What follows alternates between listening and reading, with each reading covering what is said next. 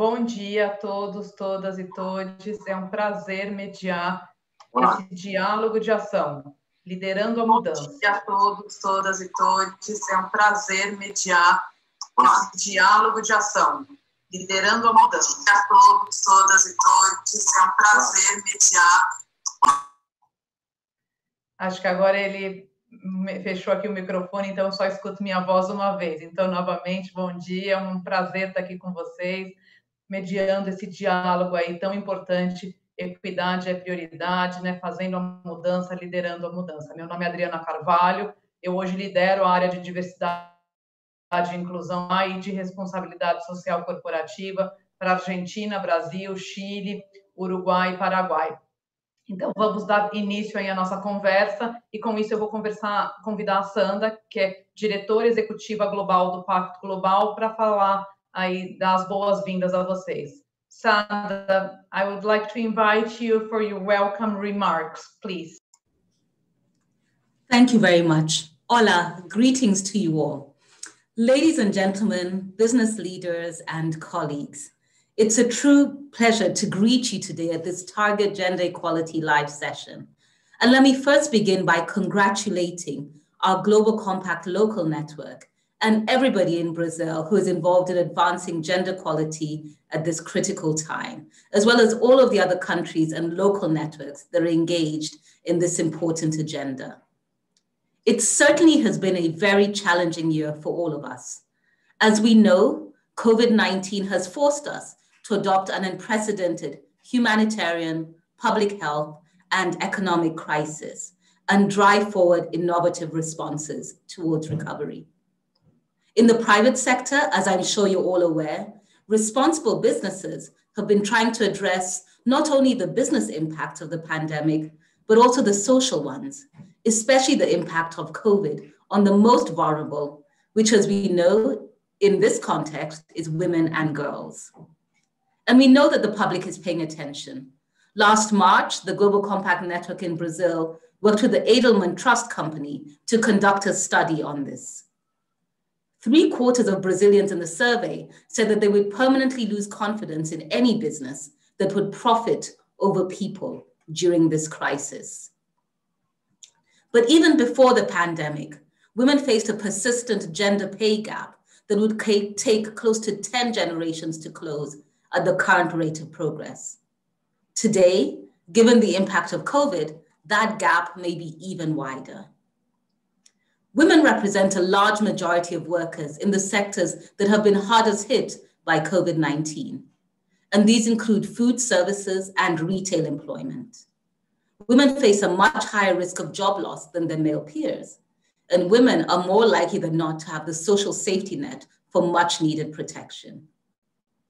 We know that worldwide, millions of women have been forced to reduce or even give up their paid working hours to care for children and other family members. And the countries represented here are no exception. So it is against this backdrop that the UN Global Compact launches our Target Gender Equality Initiative that we did last year, and fully think that this could not be more timely. To date, some 300 businesses in 19 countries have signed up for the first round of the program, including 15 companies in Brazil. And all these companies are setting concrete, measurable targets for women's empowerment at all levels, including at the top leadership. Most of the participating businesses in Brazil aim to have at least 30% of high-level positions filled by women as of 2025 and 50% as of 2030. These are indeed remarkable statistics. We look forward to seeing commitments translate into actions and outcomes. And for anybody who wonders why we're so intensely focused on gender equality in the workplace, the marketplace, and the community, our response is simple. This is a business imperative, but is also a human rights and a moral imperative. Because we know and we believe that inclusive decisions lead to inclusive outcomes. So unless companies can take action on inclusion, they will not be able to leverage many of the benefits like improved financial performance, employee productivity, teamwork, innovation, and also building trust and customer confidence. These are some of the reasons why this year we'll be able to double the scale of Target Gender Equality. Our local networks in 45 countries are offering the second round of the program, and we are just getting started. So gender equality, Sustainable Development Goal number 5, is also one of the key pillars of the UN Global Compact's new 3-year strategy for all our initiatives. We believe that gender underpins many of the strategic goals that are aimed to be achieved through the SDGs and through our strategy, and it remains highly important for our work. As part of the strategy, we will continue working with our UN partners to strengthen business action on women's empowerment. And this partnership is already coalescing in Brazil with UN Women and many other agencies.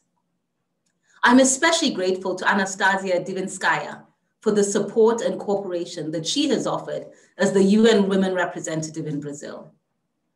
So ladies and gentlemen here today, despite the challenges we face, I'm convinced that we can make real progress on our shared vision of gender equality. It'll happen if we remain united around the principles of SDG 5 and united in the business of a better world. So allow me to close by wishing you a productive, stimulating, and actionable session today. Thank you very much. Thank you, Sandra. Muito obrigada, Sandra, aí pelas palavras de abertura, né, por reconhecer a importância do Brasil aí no programa e a liderança aí da Rede Brasil Pacto Global, da ONU Mulheres e de todos os líderes que estão aqui com a gente hoje. Com isso, então, eu gostaria de chamar o Rodolfo. O Rodolfo é presidente do Conselho da Rede Brasil do Pacto Global, Rodolfo Cirol, para também dar as boas-vindas. Por favor, Rodolfo. Bom dia a todos. Me ouvem bem? Espero que sim. Gostaria de dar um abraço caloroso para a Sandra e cumprimentar a todos que estão aqui hoje. A igualdade de gênero é um direito humano fundamental. Apesar do progresso, mulheres, meninas, em todo o mundo não têm direitos iguais e seu potencial como agentes de transformação, de desenvolvimento econômico, social e sustentável permanece muito pouco explorado. A pandemia teve e tem incidência diferente nos diversos segmentos da sociedade. Acho que todos nós já percebemos isso. Mas sabemos que o vírus afeta desproporcionalmente grupos ainda mais vulneráveis. Assim como foram as mulheres que perderam majoritariamente os trabalhos, além do aumento da violência doméstica. Os impactos das crises nunca são neutros em termos de gênero. Isso é algo que aprendemos em várias instâncias no Brasil e no mundo. Ultimamente, a mídia tem reforçado todas as denúncias relacionadas a isso e tem ficado cada vez mais evidente para todos nós, especialmente aqui no Brasil. Estamos vivendo um momento de muita tristeza e dor no Brasil pela quantidade de vidas perdidas. Mais de 280 mil pessoas já pereceram diante da Covid-19. É necessário o engajamento de todos e de todas para superar o mais rápido possível esse impacto que a pandemia nos trouxe. De acordo com uma nova análise encomendada pela ONU Mulheres, em 2021, cerca de 435 milhões de mulheres e meninas viverão com menos de $2 por dia, incluindo 47 milhões entrarão para a linha da pobreza como resultado da pandemia. O setor privado tem um papel essencial e social, seja para a retomada da economia, ou seja para garantir segurança e proteção a todos os envolvidos. Funcionários diretos, terceirizados, cadeias de valor e nas comunidades aonde atuam as empresas. Olhar para o gênero e todas suas interseccionalidades são essenciais. No programa Equidade, é prioridade termos 15 empresas participantes dessa jornada de capacitação. Mais de 30 organizações com metas claras e audaciosas para representação de mulheres na alta liderança. Certamente nossas ações e parcerias contribuirão para o mundo rumo à equidade de gênero. Parabenizo a liderança de todos vocês e desejo um excelente evento a todos. Eu retorno agora para a Adriana seguir com o evento. Muito obrigado. Muito obrigada, Rodolfo. Queria, então, agora, para terminar a nossa parte aí de boas-vindas, convidar a Tainá Leite, que é gerente do programa Ganha-Ganha, Igualdade de Gênero Significa Bons Negócios, representando a ONU Mulheres Brasil. Por favor, Tainá. Bom dia a todas e todos. É um prazer estar aqui com essa parceria, esses parceiros tão importantes e tão especiais, nesse ano que foi um ano tão difícil. Quero agradecer mais uma vez à Rede Brasil do Pacto Global pela nossa parceria no Equidade é Prioridade. Nós aqui do programa Ganha-Ganha, que para quem ainda não conhece, é um programa conjunto de ONU Mulheres e Organização Internacional do Trabalho, financiado pela União Europeia.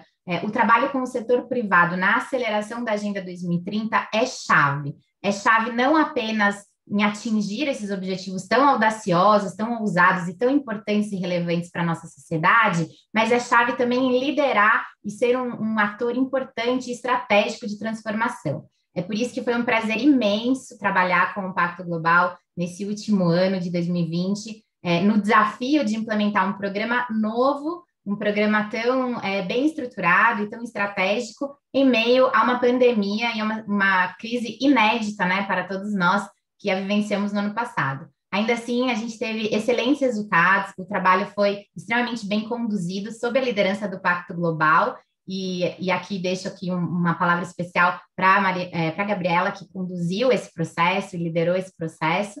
E nós estamos aí empolgados por continuar trabalhando com o setor privado como um Pacto Global, como um parceiro.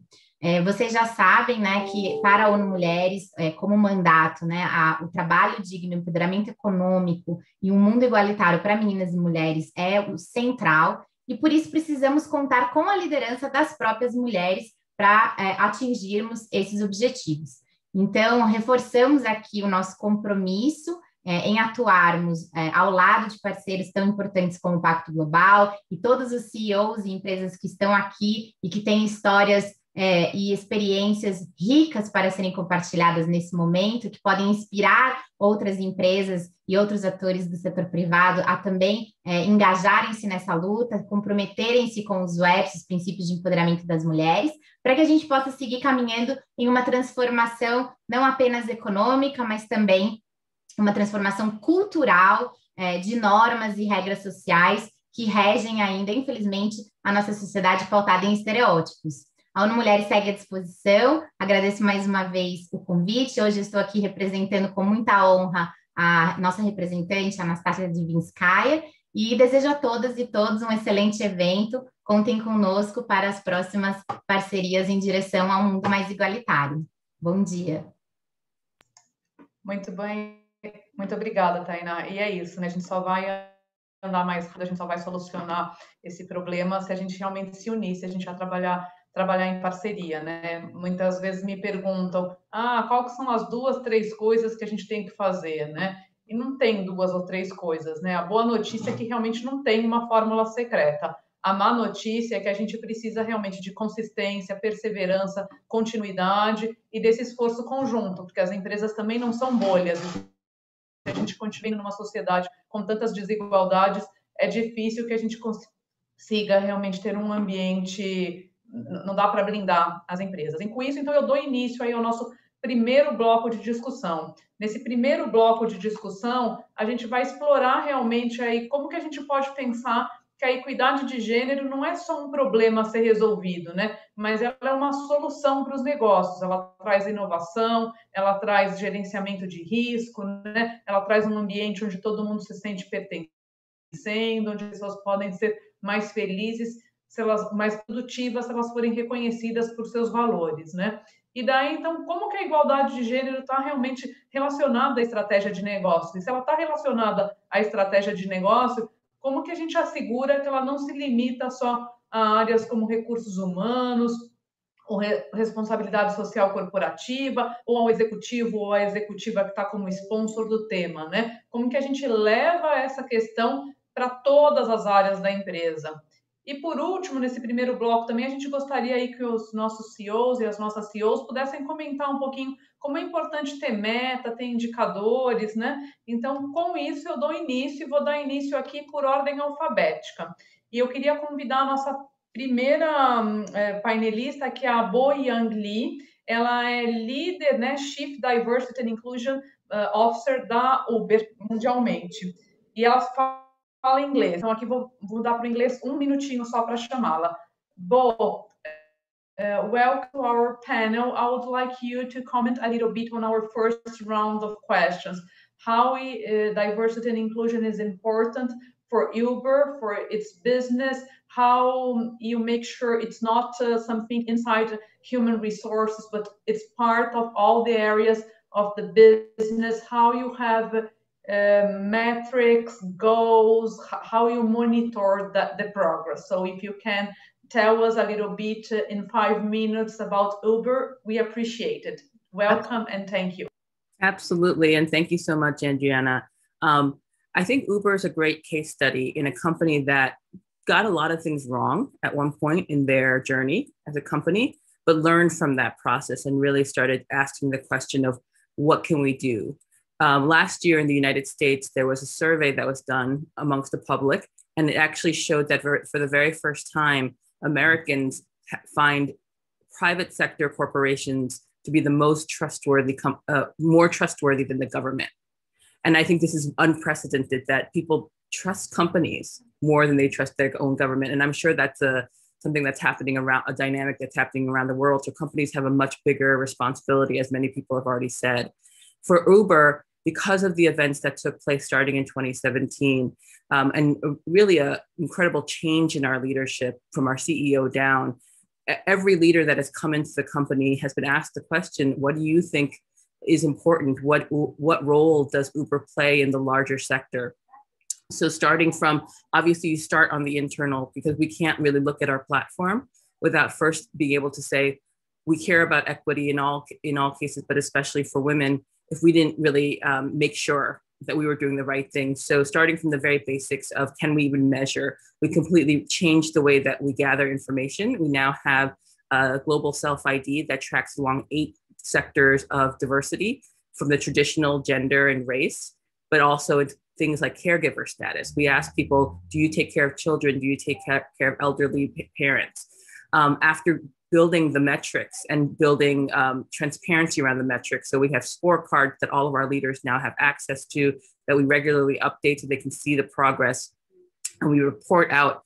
We have a commitment around transparency. So every single year we publish a diversity and inclusion report that gives public access to all of our information, our representation of gender, our representation of race, ethnicity in the US as well. And we talk a little bit about the programs that we have. And that transparency is very important to us.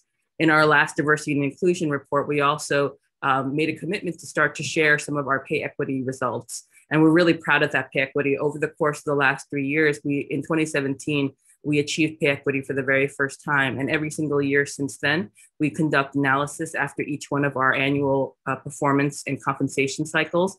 And we ensure that we've maintained that equity. And we're really proud to say that once again, for 2020 and 2021, we've achieved that equity within, I think, less than 2 cents of a difference for gender. So it's something like 99.93 for women versus 100 for men. So we're really proud of that equity, and we'll continue that transparency. Obviously, once we've built the internal processes, and one of those really important processes that we invested quite a bit is to ensure that the processes for reporting and investigating issues related to any claims of harassment were very strong. So we built from the ground up, we rebuilt our employee hotline system and our investigation system. We brought in a new leader. We ensured that it was very employee-centric in the way, and we made a commitment that every single claim of harassment, every claim of discrimination was investigated fully, and especially for our senior leadership, we made sure that every claim, if there is a claim that comes in through about a senior leader, that actually gets investigated externally through an external legal partner rather than being conducted internally to ensure fairness. So once we were able to ensure that we could truly say we've done the work internally, we did begin to focus on the platform itself, because our platform is one where I think Uber is unique in that we touch every single socioeconomic class, every single social group in the world. We have millions of customers, women, racial minorities, people who are rich, people who are poor, people who, are, in every single career. And so we knew that we had to design our platform for inclusion. And so in fact, actually in the last year, our product design team has created roles to focus more on inclusive design of our product. So how do people with disabilities use our product more easily? We also brought in someone to look at accessibility. So how do people with disabilities use our platform more? And how do we ensure that our driver partners and couriers are educated on these different populations and their needs? So it's really great. We spent several years focused on the internal, and now we're really starting to focus on the external while maintaining the progress we've made. Thank you. Thank you, Bo. Então, acho que a Bo tocou em pontos bastante importantes, né? E ela falou também como as empresas aprendem nos seus próprios erros a corrigir. Ela falou aí no relatório de transparência que a Uber divulga os números, né? Então, não só para dentro, mas para fora também está sempre compartilhando. Falou da importância de lidar com assuntos como assédio sexual, assédio moral, reformulação de hotline, né? Como você realmente leva isso e assegura realmente a investigação. Ela citou que nos Estados Unidos agora as pessoas começam a dizer que acreditam mais no setor privado do que no governo, né? Na verdade, no Brasil a gente vê esse tipo de resposta há um pouquinho mais de tempo, né? E eu acho que isso traz para o setor privado uma maior importância realmente de fazer a sua parte, mas também influenciar. A gente não vai chegar lá como sociedade em todos os objetivos do desenvolvimento sustentável se só o setor privado fizer a sua parte, né? Então, com isso, eu gostaria agora de convidar o Marco Castro, né, presidente da PricewaterhouseCoopers aqui no Brasil, para ele comentar um pouquinho mais como a Price tem visto o assunto aqui no Brasil. Por favor, Marco. Obrigado, Adriana. Bom dia a todos aí, todas comigo aqui nesse momento. Muito bacana estar aqui com vocês. Ver pessoas conhecidas, ver pessoas que eu estou conhecendo agora, falando de um tema que é tão caro e tão bacana nos dias de hoje para a nossa sociedade.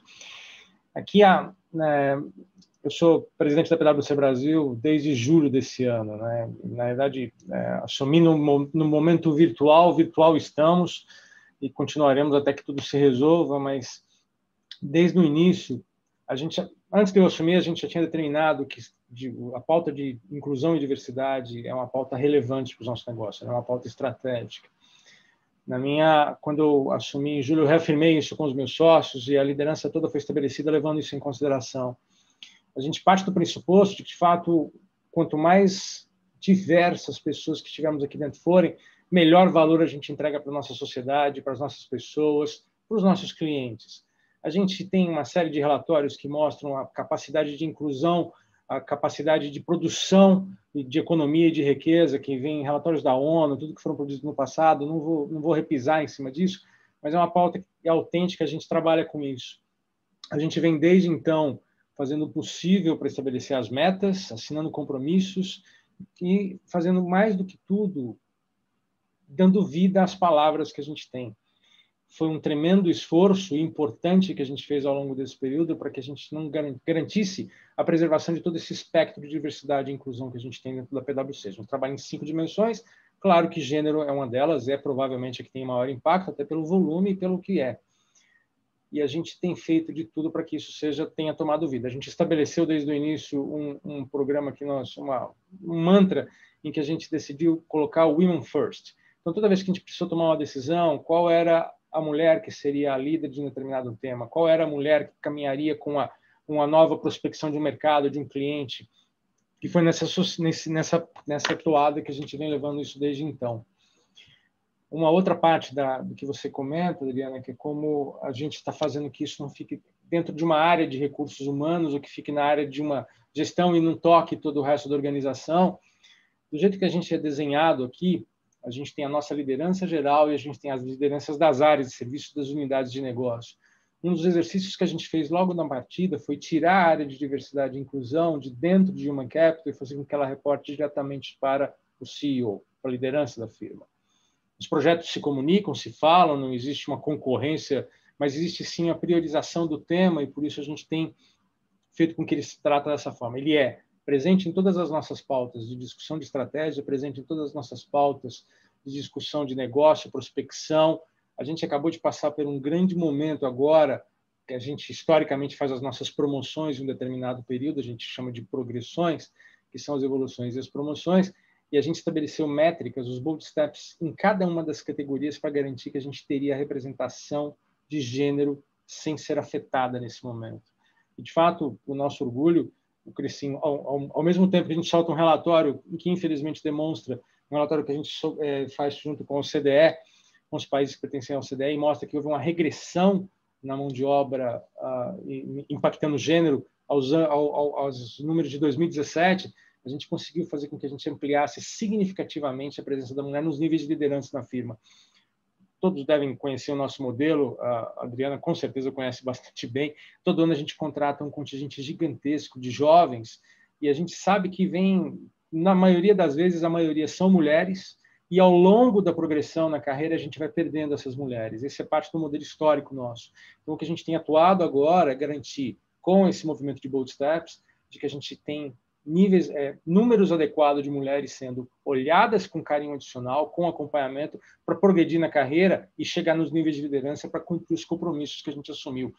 Uma outra evolução que a gente tem feito, e eu vejo as empresas no Brasil fazerem isso, as grandes empresas têm feito isso e tem sido marcante, eu acho que isso vai transformar num curto espaço de tempo esse espectro na nossa sociedade, é assumir compromissos externos.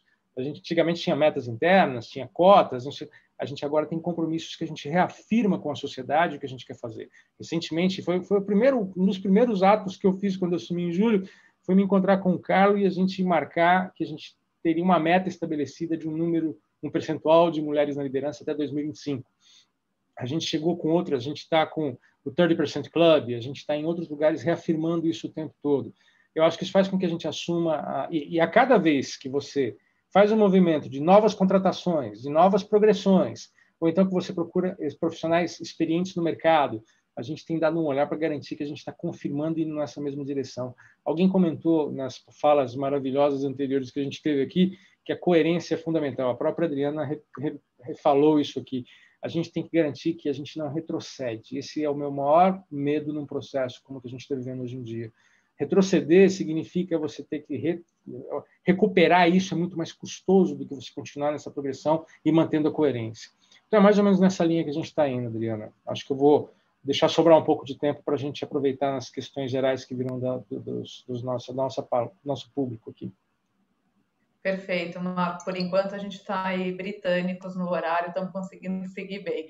E acho que você tocou pontos importantes aí, né? Como a gente assume compromissos para fora e que eu acho que nesse núcleo de empresas que a gente tem hoje aqui, a gente sim tem visto progresso, né, Marco? Então, aqui na EY a gente também tem esses compromissos, né? E eu acho que nessas empresas a gente vê que as mulheres estão avançando. Mas essas empresas ainda são muito poucas, né? Então, quando a gente olha os números macros do Brasil, com a pandemia, né, a gente voltou o número de mulheres economicamente ativa caiu há 20 anos atrás, né? A gente caiu de 50%, e isso é muito preocupante, né? Então, uma grande missão, e esses painéis como o de hoje servem para isso, como a gente tem mais empresas assumindo esses compromissos, né? Como a gente consegue que mais gente se una e assim a gente consegue transformar o Brasil. Com isso, então, eu gostaria de chamar a Marina Espíndola, né, que é conselheira do Pacto Global, mas também aí é líder da área de responsabilidade social corporativa e sustentabilidade da Fundação Dom Cabral e acompanha um trabalho muito legal da Fundação, que é o CEO Legacy, e também um outro grupo de empresas. Eu queria que ela falasse um pouquinho como esses grupos têm realmente ajudado a trazer mais gente para esse tema. Marina, por favor. Adriana, bom dia a todos e a todas. É uma alegria poder estar aqui com vocês hoje nessa conversa. Antes de responder a sua pergunta, Adriana, vou só comentar da minha satisfação, né? Eu acho que é importante a gente estar aqui reunido.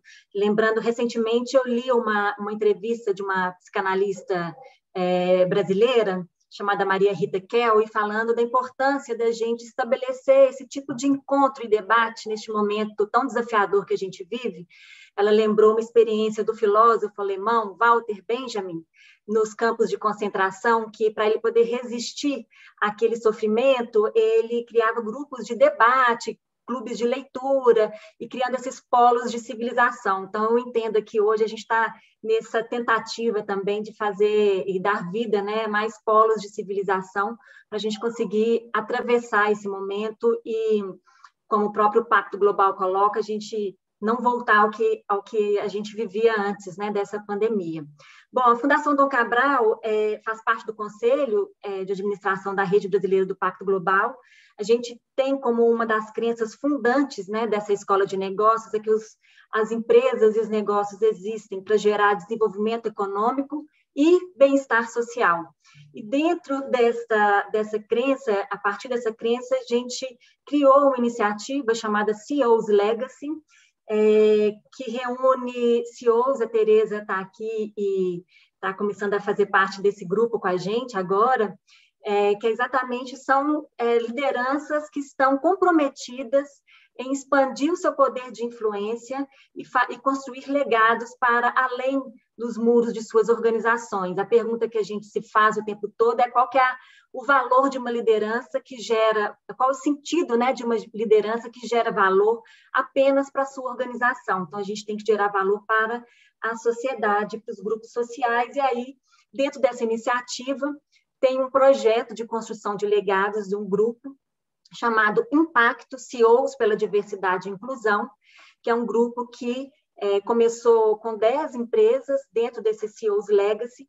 Eles começaram em 2018. Muitas dessas empresas estavam começando na jornada da diversidade e inclusão naquele momento, e juntos estamos aprendendo, e as evoluções são muito grandes, né? A ponto de agora uma das empresas está, depois de alcançar as metas e estabelecer metas de equidade de gênero, vinculando, inclusive, a remuneração variável da sua alta liderança, está agora expandindo essa iniciativa para a cadeia de fornecedores. São 12 mil fornecedores, uma empresa global. Então, a gente vê como que esse movimento é um movimento muito importante, e exatamente mobilizado, né, pelo esse compromisso, essa convicção de que os executivos precisam, as executivas precisam equilibrar melhor aqueles dois polos que a gente chama de um paradoxo entre a performance econômica e financeira e o progresso social. Como própria a Sandra colocou aqui, as decisões inclusivas geram resultados melhores e geram resultados inclusivos, né, Adriana? Então, e dentro dessa mesma lógica de uma escola de negócios que pode fazer mais para a sociedade, a gente também fundou, junto com a ONU Mulheres, Instituto Avon e outras mais de 100 empresas, a Coalizão Empresarial pelo Fim da Violência contra Mulheres e Meninas. É uma coalizão, um movimento muito importante que está implementando políticas de enfrentamento à violência dentro das empresas de iniciativa privada. Então, eu queria colocar isso exatamente como uma forma da gente pensar. E aí, só para comentar o que o Marco colocou, um dos principais aprendizados nesses dois movimentos nossos é que, para esse tema realmente ter impacto, ele precisa sair de alguma caixinha de recursos humanos e ficar ligado diretamente à alta liderança, que é onde a gente vai conseguir maior impacto. Esse também foi o nosso aprendizado com essas 100 e tantas empresas que a gente está acompanhando. Obrigada. Obrigada a você, Marina. Então, agora vou para o Maurício Harger, que é diretor-geral do grupo do Maurício, diretor-geral da CMPC. Maurício, com você, por favor. Obrigado, Adriana. Prazer estar aqui. Muito obrigado pelo convite, né? E falar um tema que tanto me entusiasma até pela a minha família, né? Hoje eu tenho 3 filhas, 3 meninas, né? Então é um tema que eu tenho grande interesse em impulsionar o quanto mais para o futuro das empresas e do nosso país, de criar oportunidade para as mulheres, né? Em relação às 3 perguntas, a gente tem uma característica peculiar dos meus colegas que falaram antes. A gente é uma indústria tradicional, indústria grande, pesada, né?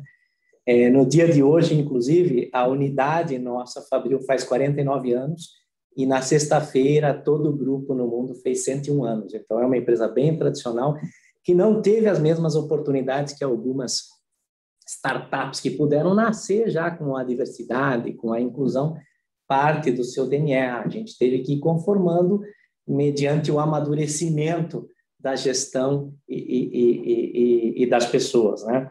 O que a gente tem visto, assim, e todos os estudos comprovam, e a gente tem usado para a formação da nossa estratégia, tem a ver com que trazer diversidade, trazer mais mulheres, principalmente, ele tem um impacto num ambiente muito mais saudável e um resultado financeiro, econômico melhorado. Uma empresa tem maior probabilidade, né? O que eu digo é que, e tem várias pesquisas que mostram, tem um estudo recente da McKinsey, atualizado agora em 2020, que chama Diversity Matters Latin America, que comprova que como aumenta essa probabilidade de ter um ambiente mais saudável, pessoas mais felizes e também o resultado econômico superior aos peers.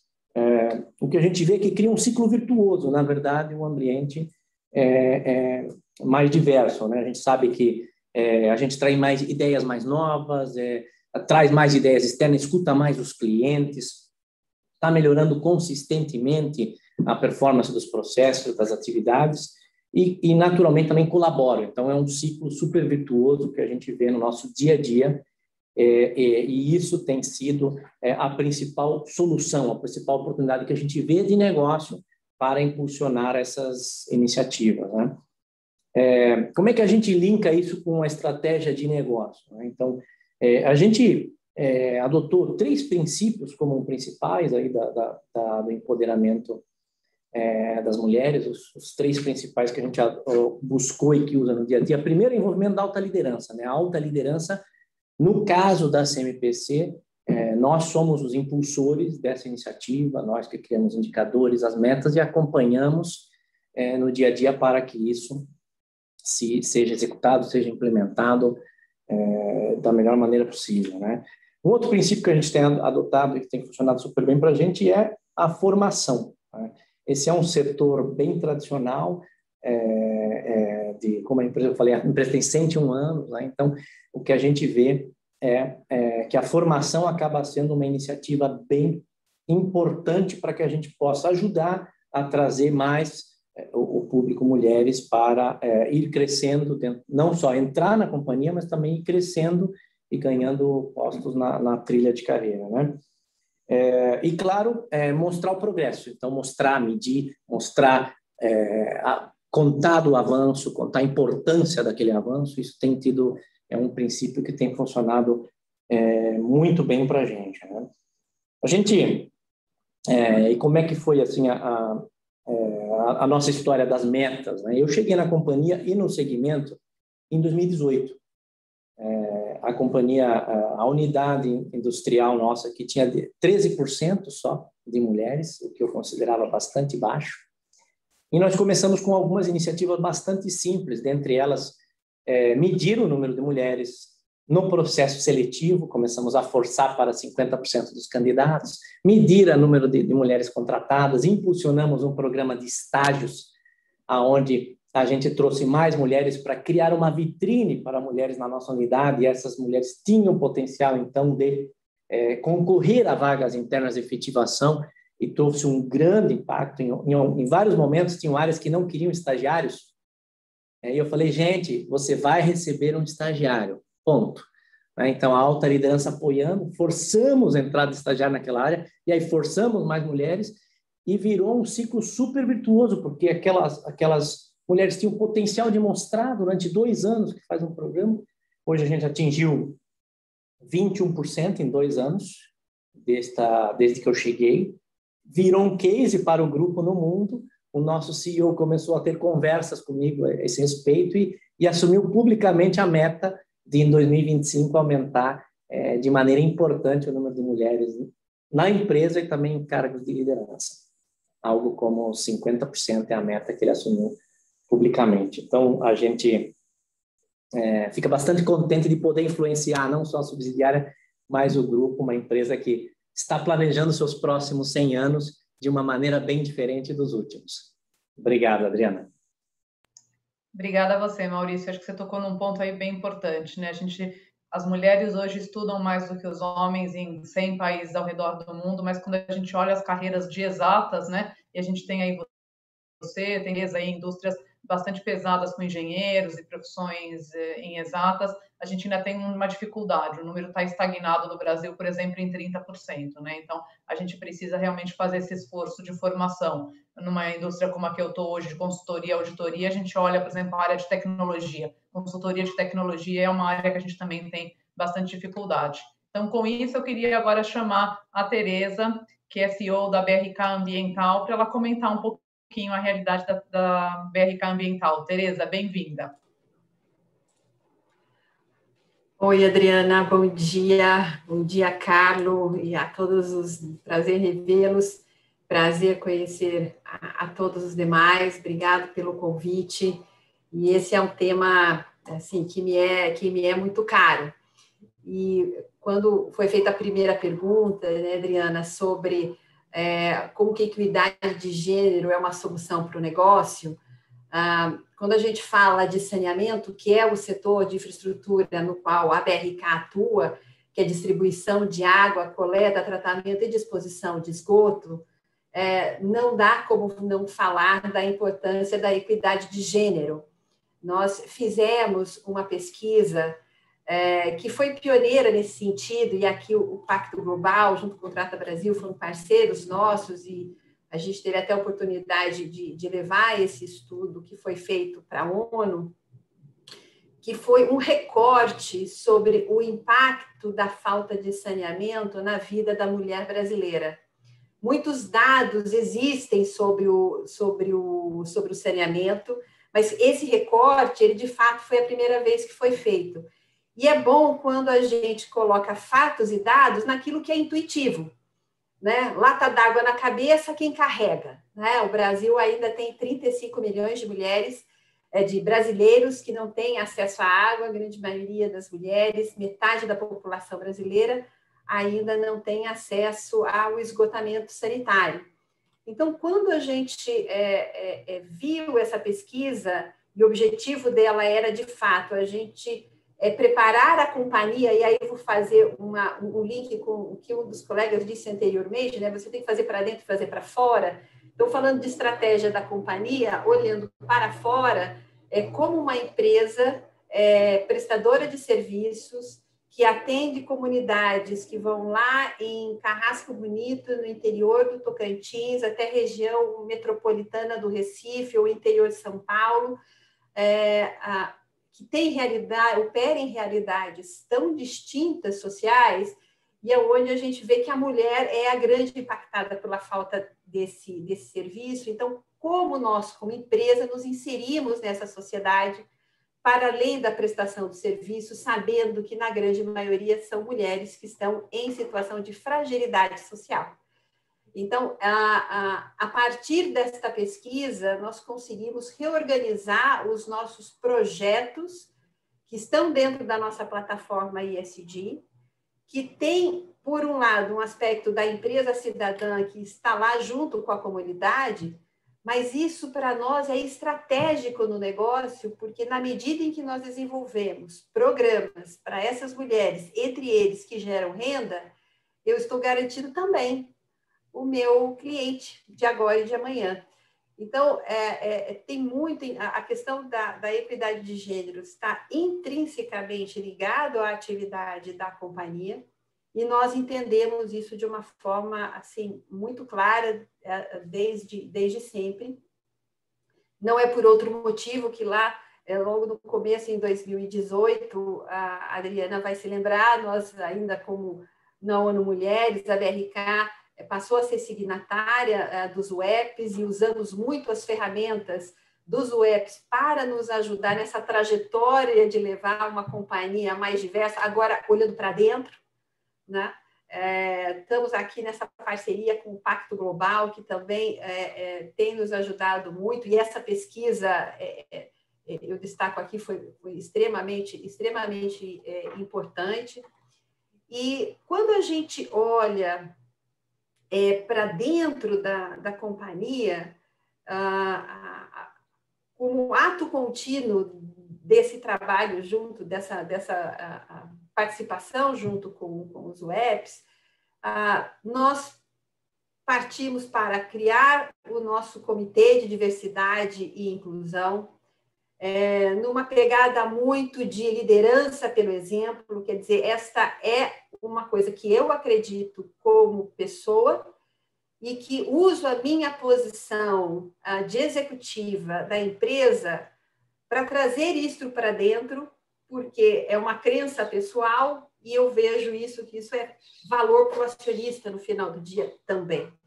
Então, na medida em que nós criamos esse Comitê de Diversidade e Inclusão, no qual eu participo ativamente para apoiar os times, foram criados grupos, GTs, de raça, LGBTQ+, de pessoas com necessidades especiais e de gênero. E sempre pessoas convidadas para participar e que, por natureza, se são convidadas, estão lá, têm o mesmo DNA, têm a mesma crença e ajuda nesse processo de trazer a empresa para essa agenda, porque a gente sabe de uma empresa nós somos uma empresa de 6 mil funcionários, a grande parte é operacional e a gente sabe que na medida da região em que a gente atua, no nível que a gente está, você tem maior ou menor resistência. Então, a gente tem que adequar todas essas políticas da companhia, que é uma diretriz principal, mas eu tenho que adequar a aplicação dessa nas diversas localidades onde a gente opera. E, a partir disso, então, nós treinamos as nossas lideranças, os grupos de executivos, por exemplo, receberam um treinamento com vieses inconscientes que é disseminado em todas as lideranças da companhia. E, por fim, a gente... bom, não dá para fazer isso sem ter meta, a gente tem que perseguir alguma coisa. Assim como o planejamento estratégico, a gente tem metas, vamos atingir, vamos dobrar de tamanho, vamos aumentar a rentabilidade, aumentar o market share, assim também é para a diversidade. A BRK tem por meta, e isso nós estabelecemos, está no nosso orçamento, né, quer dizer, uma meta, 12 executivos aprovados no Conselho, que é uma empresa que até 2024 terá 40% das mulheres em posição de liderança, hoje são 29%, e nós temos hoje uma meta também de ter pelo menos 30% das mulheres nas nossas operações, hoje são 19%. E para garantir essa efetividade dessas metas, nós participamos do movimento Equidade é Prioridade, da ONU Mulheres, né? Então, neles a gente tem uma assessoria para a condição dos signatários, dos UEPs, muito bacana.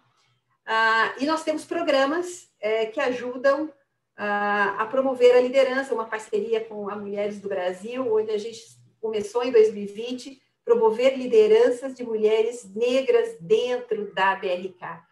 Então, é uma série de iniciativas que buscam, de fato, o walk the talk, a gente ter todo o management da companhia comprometido, ter metas, mas também ter todos os nossos programas sociais que olham para a mulher, e isso combinado faz com que a gente seja uma empresa sustentável ao longo do tempo, entregando resultado para o acionista através da diversidade e inclusão.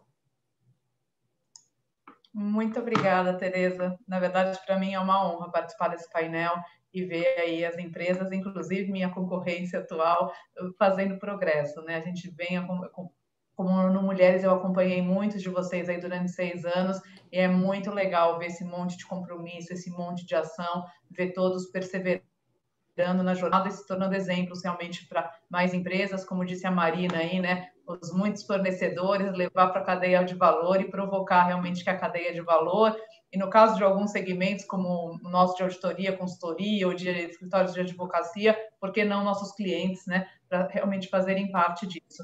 E com isso, então, eu chamo aqui o Tito Amaral de Andrade, que é sócio-presidente do escritório Machado Meyer, para ele contar um pouquinho como tem sido essa jornada aí no escritório. Por favor, Tito. Obrigado, Adriana. Prazer estar aqui, uma grande alegria. Em seu nome da Tereza, com quem eu já tive o privilégio de dividir outras mesas para tratar o mesmo assunto, eu saúdo todas e todos aqui. Do lado do escritório, esse é um ano muito emblemático e simbólico, porque a gente comemora 10 anos do nosso programa de equidade de gênero. No início ele se chamava 3M, Mulheres no Machado Meia. Recentemente ele foi rebatizado de Elas Conectam, vocês estão vendo aqui na minha telinha de fundo. Aliás, vou tentar falar devagar, porque eu vi que pediram para a gente tentar ser devagar, porque tem tradução. Mas esse programa ele recebeu 3 vezes o prêmio da Euromoney como a melhor iniciativa de equidade de gênero da região. Ele é motivo de muito orgulho no nosso escritório, né? Mas para a gente entender assim, um pouquinho essas iniciativas, especialmente nas fases iniciais, né, Adriana, elas precisam ganhar tração, elas precisam sair da inércia e elas precisam ser capitaneadas por alguém, né? E tem que ser alta liderança na nossa visão. O Machado Meia foi o primeiro escritório dos top 5 do Brasil a ter uma mulher como CEO, a Raquel Novaes, que impulsionou muito essa agenda aqui dentro, e eu estou falando de 10 anos, né? Ela era muito vocal nesse tema e acho que conseguiu mexer aqui com as nossas placas tectônicas. Acho que a advocacia também é um ambiente com muitos homens, né? E, obviamente, ela foi apoiada por um grupo grande de sócias, todas muito atuantes nessa agenda, que continuam muito engajadas. Mas, naquele momento, eu vi que era um assunto mais feminino, com menos engajamento da população masculina do escritório, pelo menos lá no início, né?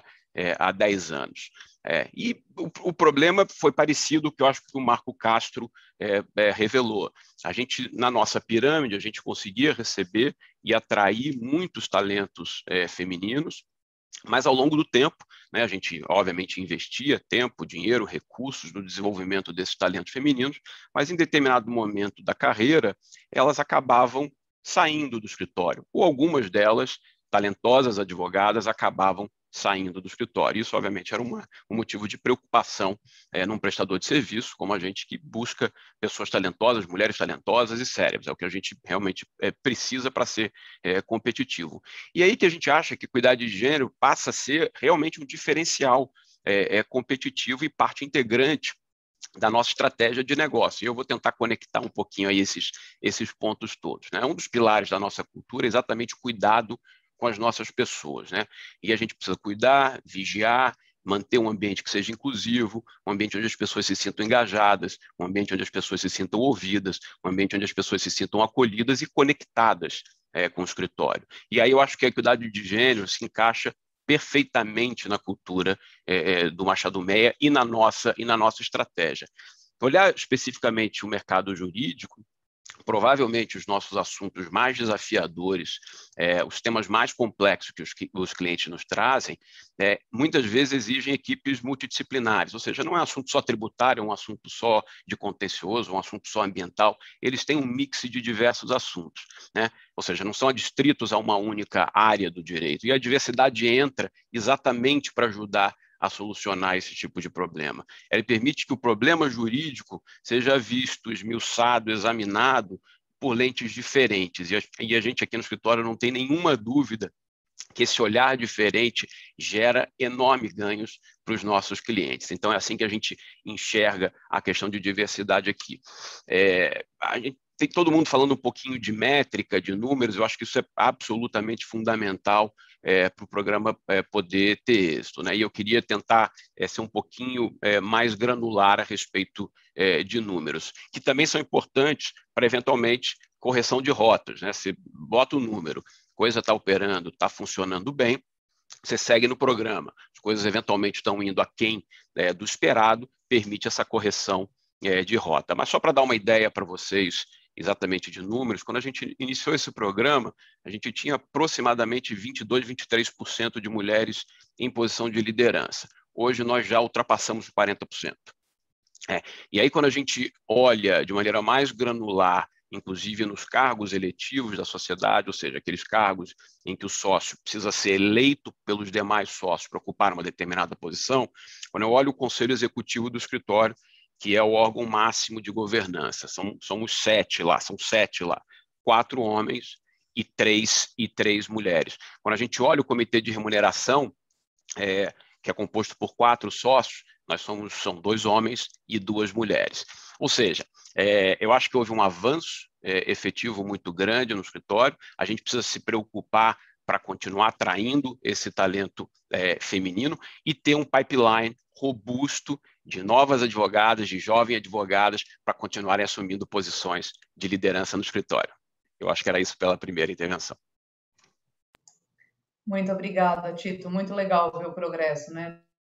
Mesmo na carreira como direito, né, que a gente tem mulheres estudando direito há muitas décadas, né, e elas já são a maioria formadas, a gente sabe que no topo, né, na sociedade, a gente ainda tem um predomínio masculino.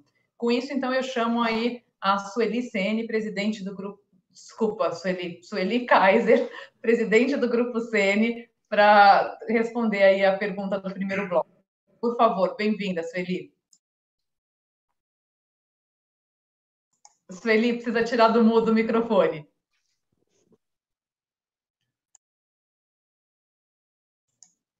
Ainda não. Agora foi. Adriana, é um prazer rever você, é uma alegria estar aqui. Falar de equidade de gênero, é um prazer também conhecer vocês. Boa tarde, bom dia, boa tarde a todos.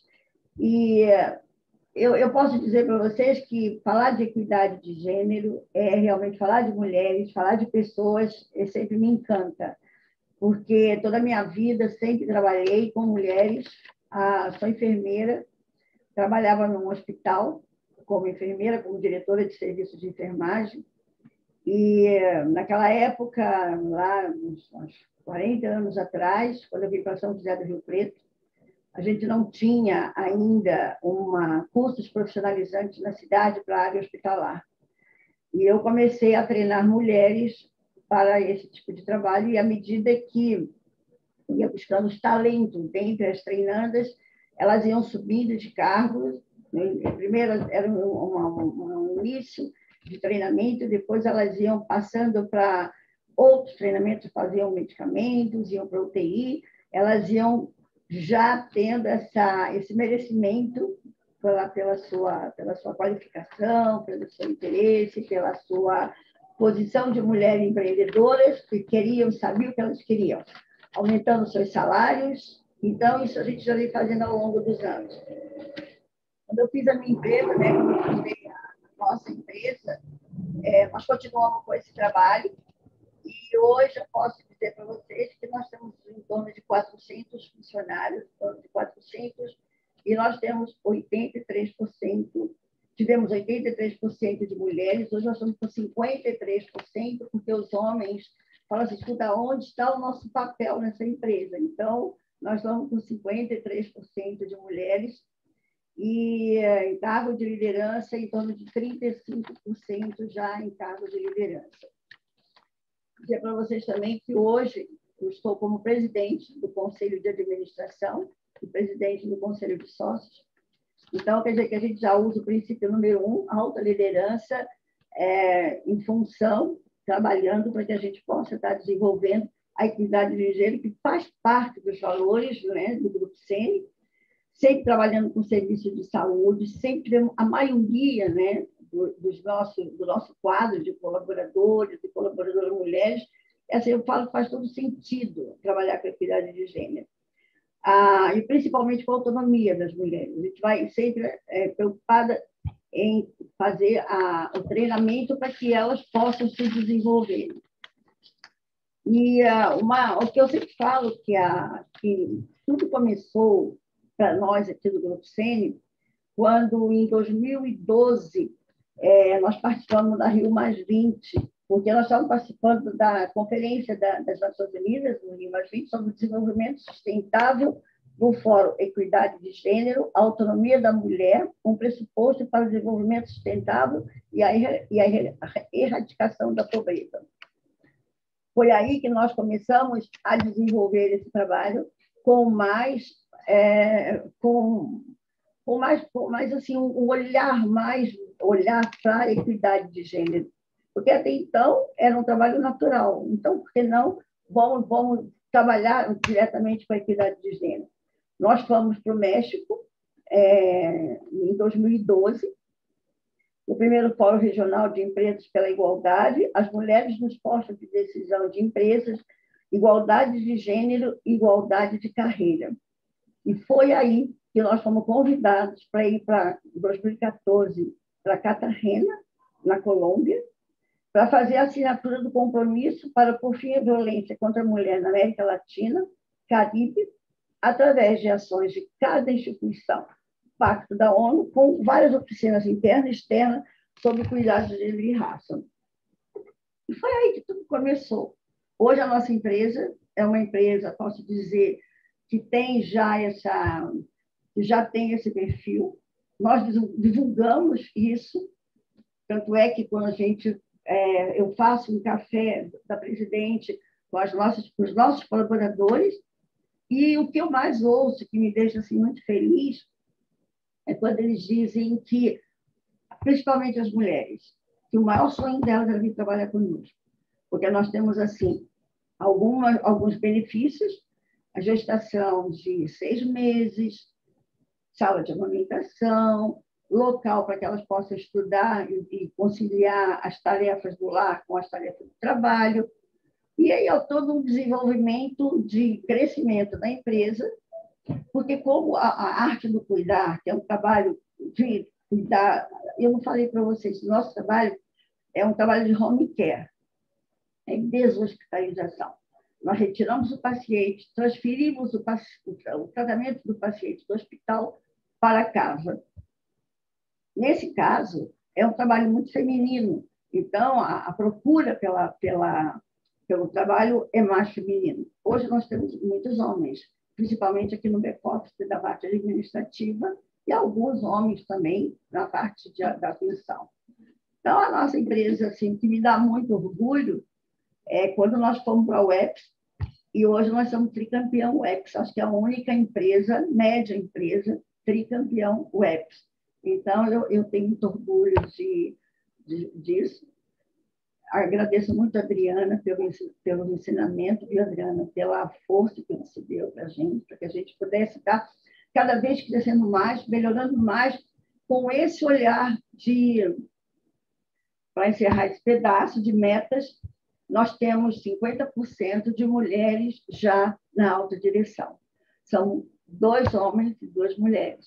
Sendo que foi contratada agora essa diretora, eu gostaria que fosse uma diretora negra. Eu queria muito uma conosco, mas eu consegui uma loira, que está aqui conosco para dar o 50%. Muito obrigada, Sueli. É isso mesmo. Acho que o Grupo CN mostra que empresas de médio porte também podem fazer sua parte, né? Que mesmo em setores que têm muitas mulheres, como da enfermagem, nem todas as funções da empresa são enfermagem, e é importante cuidar da alta liderança, e é importante olhar mulheres negras, né? E todas as mulheres, não deixar nenhuma mulher para trás.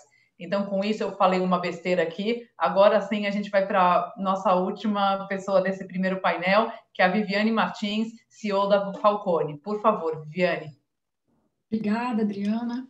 Uma boa tarde a todos e todas. É uma grande satisfação participar e compartilhar com todos aqui os desafios, as ideias, né, como a gente pode, principalmente, mover não só o nosso ponteiro interno, mas principalmente a sociedade na direção que a gente acredita, que é da equidade.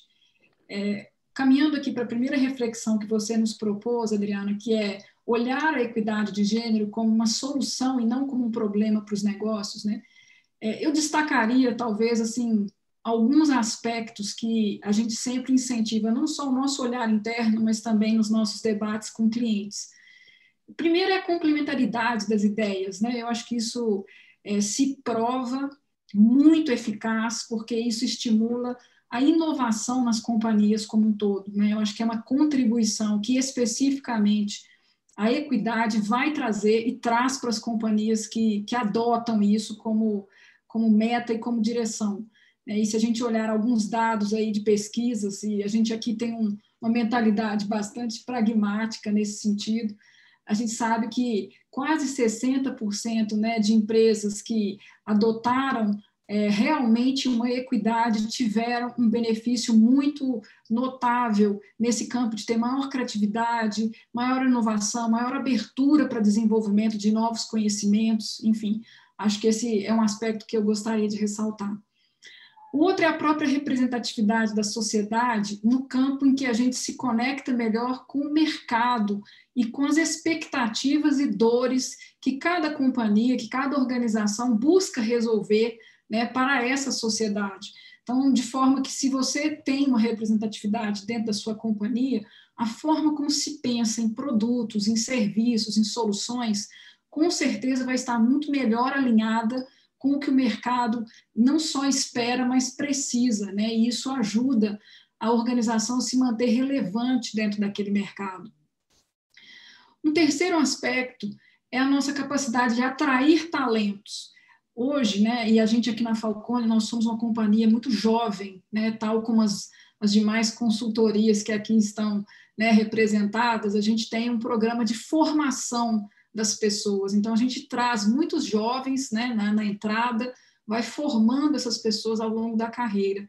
E essa juventude, ela tem um valor muito diferente de gerações atrás em relação à questão da diversidade. Então, uma empresa que é mais diversa, com certeza, ela constrói um ambiente em que as pessoas de talento, e principalmente essas gerações mais recentes, elas se sentem mais atraídas e confortáveis naquele ambiente. Desculpa. E, por fim, talvez como um último fator, né, dentro do que é relevante como oportunidade de negócios, é o compromisso com a sociedade, né? Isso, no caso aqui da Falcone, isso parte do nosso propósito. Nós temos como propósito impactar positivamente a sociedade onde atuamos. E isso, né, se você traz a equidade como uma prioridade, de fato é uma contribuição muito relevante para a redução das desigualdades. E aqui essa redução da lacuna de gênero que a gente chama, é uma forma de nos conectarmos ainda mais fortemente com o nosso propósito. E aqui eu trago uma reflexão para um tema que tanto o Rodolfo falou na abertura dele, quanto Tereza trouxe também, que é da interseccionalidade. Né? Porque a gente falar da diversidade de gênero, eu acho que não cabe a gente falar apenas do gênero, mas também com os outros aspectos da diversidade. Porque a gente sabe que, por exemplo, né, as necessidades de uma mulher branca são, obviamente, e as dificuldades que ela enfrenta são diferentes, por exemplo, de uma mulher negra ou de uma mulher lésbica, por exemplo. Então, a gente está sempre buscando, dentro das nossas reflexões, fazer esses cruzamentos, né, trazer a interseccionalidade para as discussões, porque eu acho que isso é uma forma de a gente avançar na diversidade como um todo, de uma forma mais concreta. Trazendo um pouco mais aqui dentro, né, para a companhia, como é que a gente relaciona isso com a nossa estratégia de negócio. Eu estou na companhia há quase 21 anos, mas estou na presidência há um pouco mais de 2 anos, e o nosso primeiro contato direto com isso faz 3 anos apenas. Mas no meu primeiro ato foi realmente aderir à Falcone, ao Fórum ONU Mulheres, e começamos já a trabalhar uma revisão do plano estratégico para incluir o desenvolvimento sustentável e a diversidade como um compromisso nosso estratégico. Isso se desdobra em ações de governança e de gestão. No campo de governança, a gente tem um comitê, né, que é ligado diretamente comigo, diretamente com a presidência. Esse comitê é apoiado também por diversos grupos de afinidade, que tem trazido um conhecimento incrível para a companhia, tem provocado muitas discussões interessantes. E no campo da gestão, além de termos aderido à meta 2025, né, de termos um percentual de liderança feminina, nós estamos trabalhando em desdobrar essas metas em todos os nossos processos, ou seja, desde a entrada de trainees, estagiários, né, a nossa seleção, a gestão de progressão de carreira e turnover, são a forma como a gente está tentando trazer isso para execução, né, para sairmos realmente do nível em que estamos, que hoje em dia é em torno de 25%, e chegarmos a 30%. Bom, é isso, Adriana, obrigada aqui pelo espaço. Obrigada a você, Viviane. Então, vamos aqui para a nossa rodada final. Vamos ter que fazer com 1 minuto e meio para cada um, tá? Porque aqui a gente vai ser expulso realmente do espaço. Então, eu vou voltar realmente para a ordem alfabética, tá?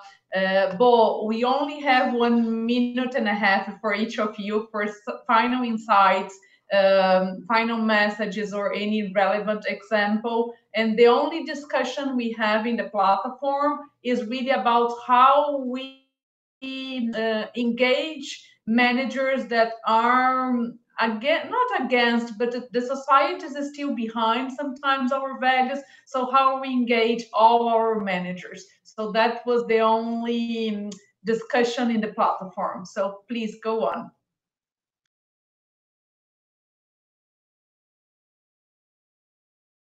Bo, were you able to follow me? Okay, so you needed to unmute your microphone.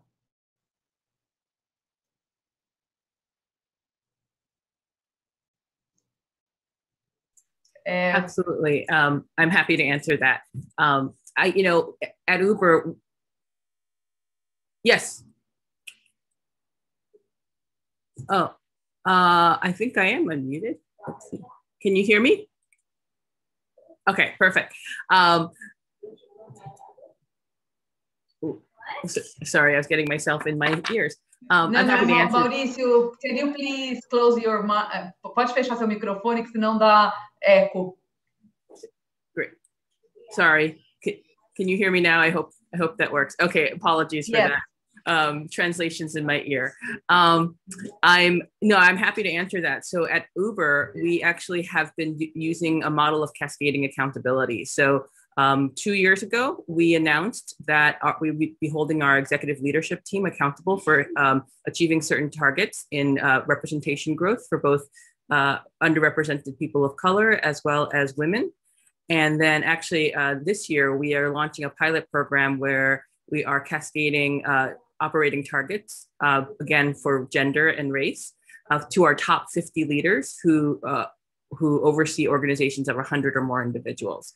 And so the goal is to really drive accountability. In this first year of pilot, we're not linking it to any sort of performance outcomes or results, or their compensation is not going to be impacted, because we want them to learn how to drive a strategic plan through their organization. The goal is, if we're successful this year in the first pilot, next year we're actually going to cascade those operating targets even further to our leaders who own or who oversee organizations of 50 or more people. And we're hoping that by doing that, we can cascade to over 255 managers and leaders.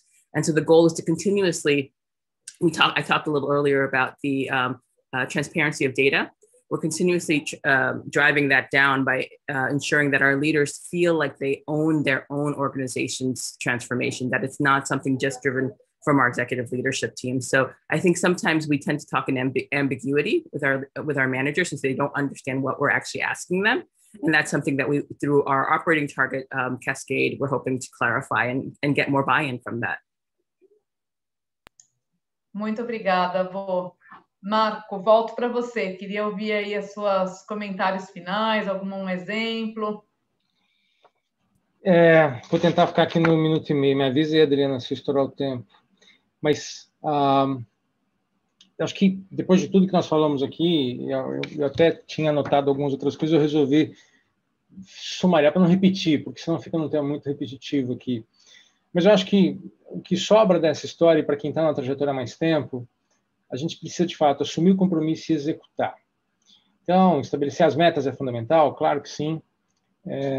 Definir targets. A gente hoje tem um modelo de que a gente está definindo targets de contratação acima de 60%. A gente sempre contratou meio a meio, é parte mais ou menos do modelo nosso, mas a gente está indo para cima de 60%, 65%. Promoções, a gente está caminhando de 60% para 65% também, para garantir que a gente consegue manter o nível da liderança com um pipeline adequado para a gente dar o crescimento que a gente precisa.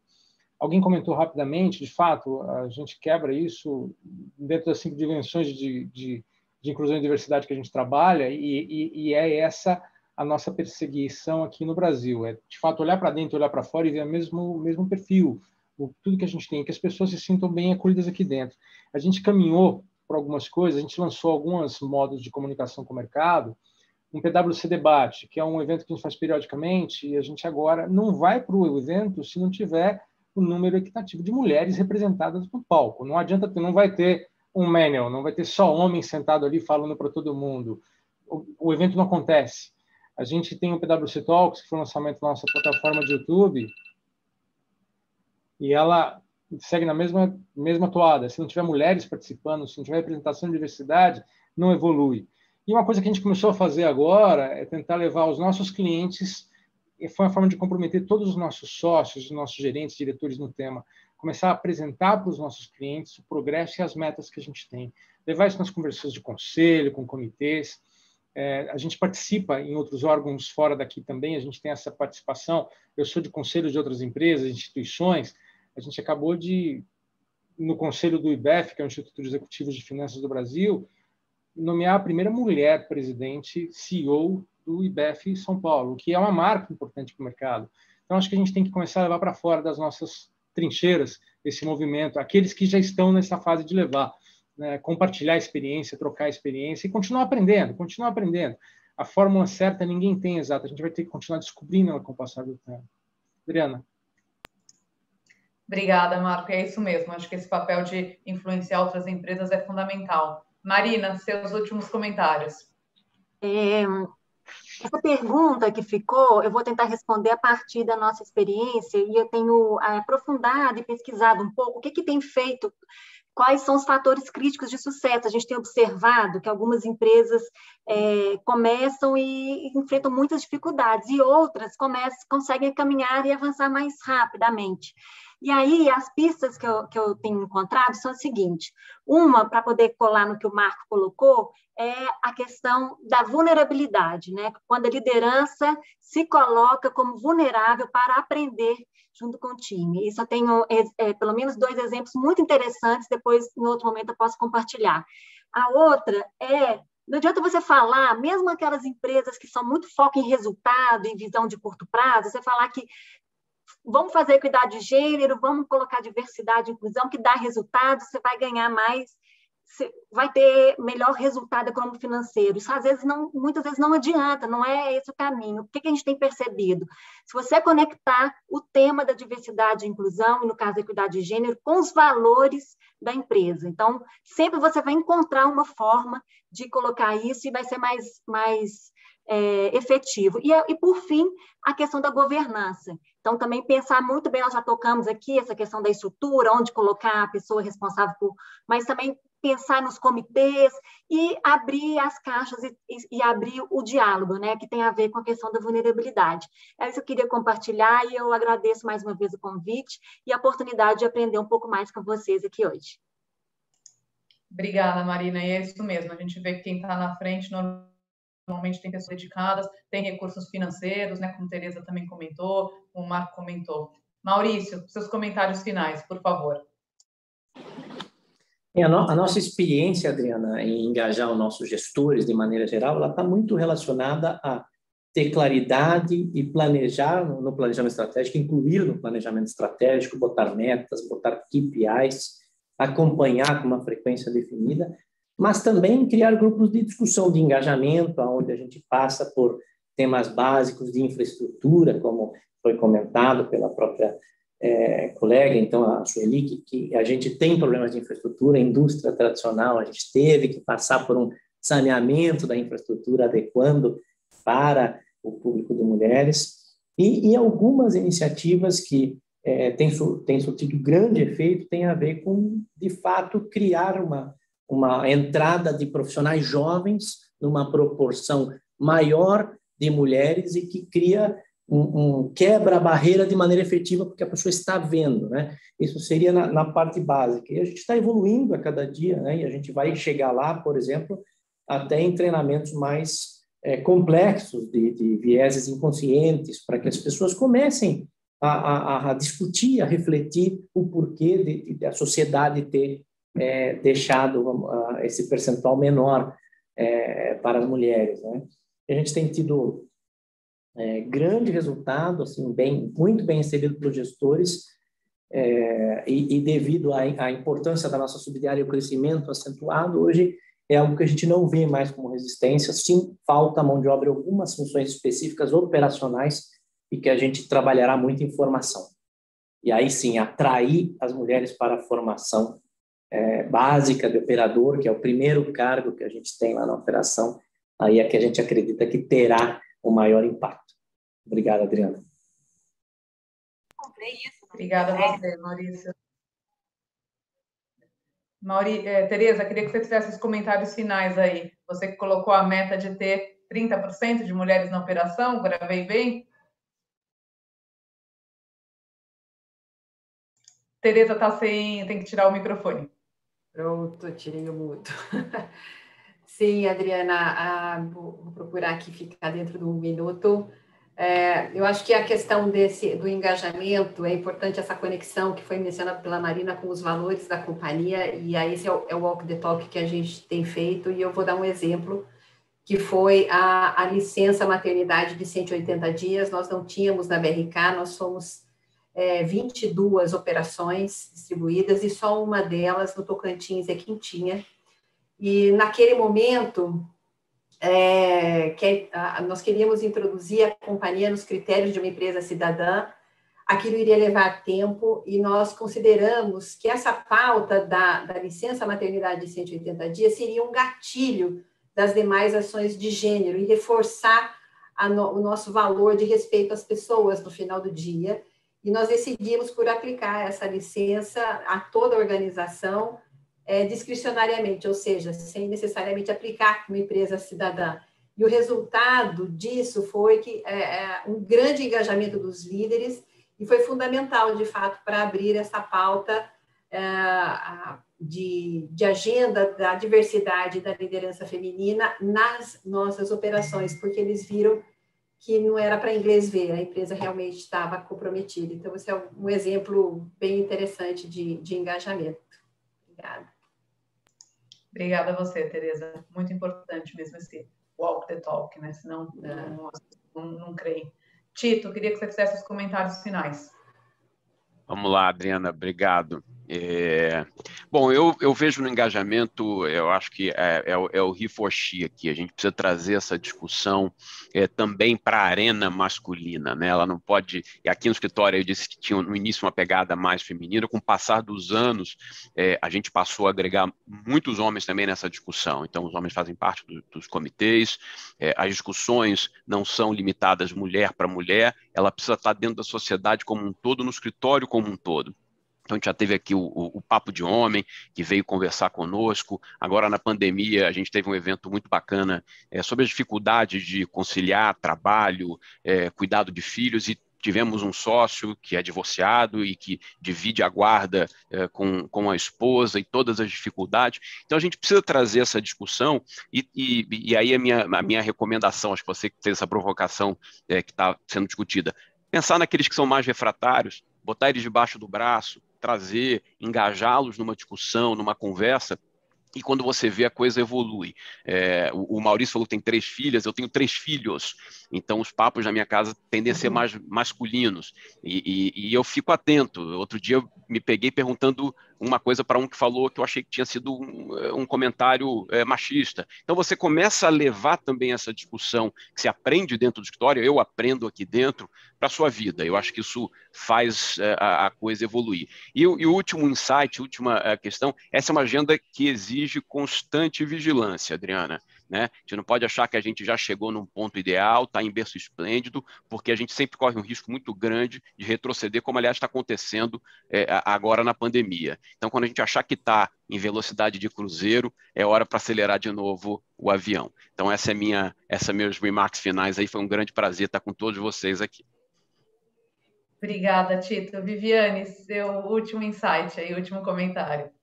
Olá, Adriana, acho que algumas práticas que marcaram um pouco a nossa jornada aqui na Falcone. Primeiro, pode parecer simples, mas provocou uma grande reflexão em homens e mulheres, que foram os treinamentos de vieses inconscientes, tal como a Tereza também tinha mencionado.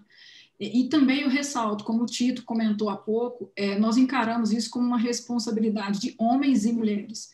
Outras ações que a gente fez aí, saídas do Comitê de Diversidade e Inclusão, foram, por exemplo, remover todos os filtros, né, ligados ao recrutamento, porque sabemos que há uma presença feminina menor em alguns cursos, como, por exemplo, engenharias, e que acabam tendo, né, uma conexão forte com consultoria. Nós removemos filtros de cursos, por exemplo, né, filtros de região, de universidades, e temos atuado agora com um recrutamento que é, de fato, um pouco mais diverso.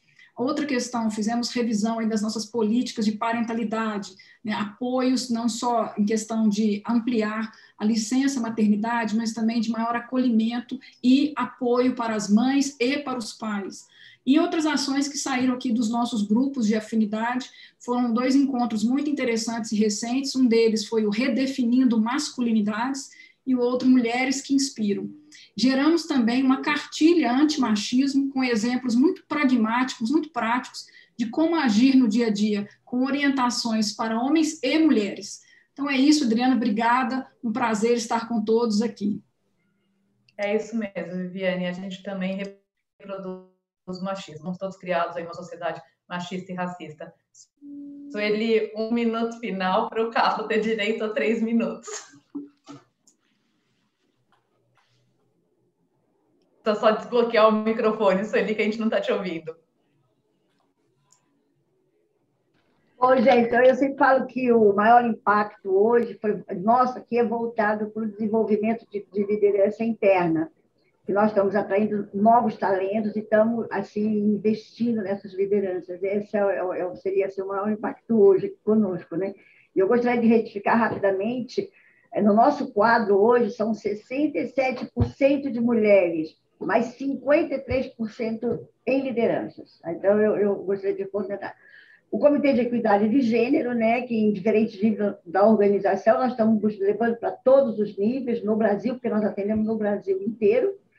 E também nós somos pioneira aqui, que é importante na região, que foi exemplo para outras empresas, com a divulgação na mídia, o que aderiu, assim, outras empresas aderiram ao programa. Isso nos deixou assim, muito satisfeitos. E aproveitar, como eu tenho pouquinho tempo, parabenizar nossos homens e mulheres aqui da nossa empresa, que foram, assim, linha de frente agora na pandemia, e todos, homens e mulheres, foram maravilhosos. Estão todos bem, graças a Deus. É isso mesmo, Sueli, o setor de saúde, homens e mulheres merecem realmente nossa admiração e sempre os nossos aplausos.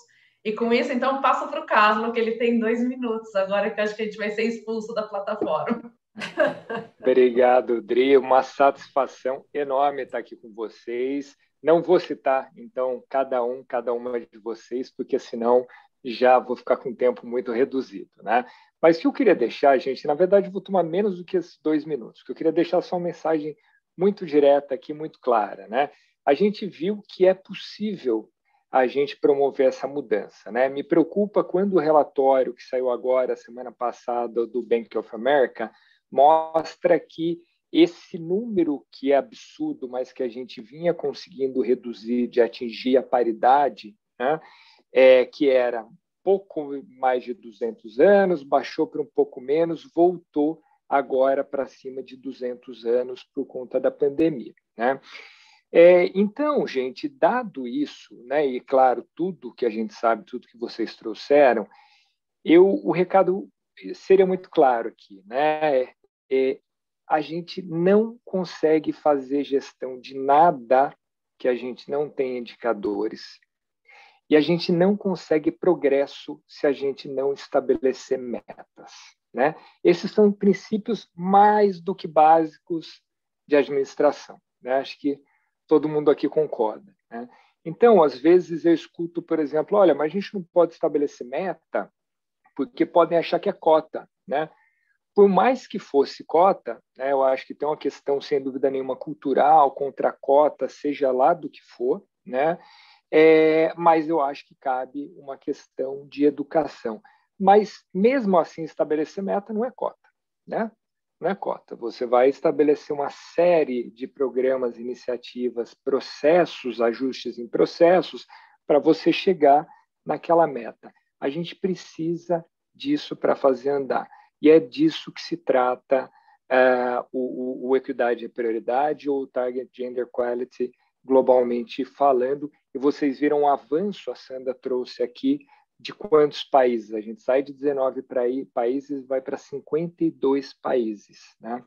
Então, entendo que, a partir do momento que a gente já tem um grupo, uma massa de empresas que estão ali estabelecendo metas, a gente vai conseguir trazer novas empresas para somarem a esse movimento.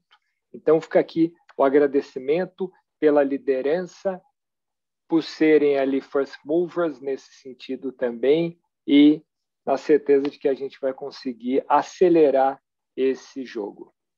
Obrigado. Obrigada a você, Carlos. E com isso chegamos ao final, então. Muito obrigada a todos e todas e todes que tiveram aqui com a gente no painel e que assistiram. Foram mais de 1000 pessoas, segundo o que a Gabi acabou de me informar aqui. Muito obrigada. Idria, muitíssimo obrigado, né, pela excelente mediação, como sempre. Tchau, tchau. Adriana. Um abraço, gente. Tchau, tchau. Um grande abraço. Bye, bye. Bye.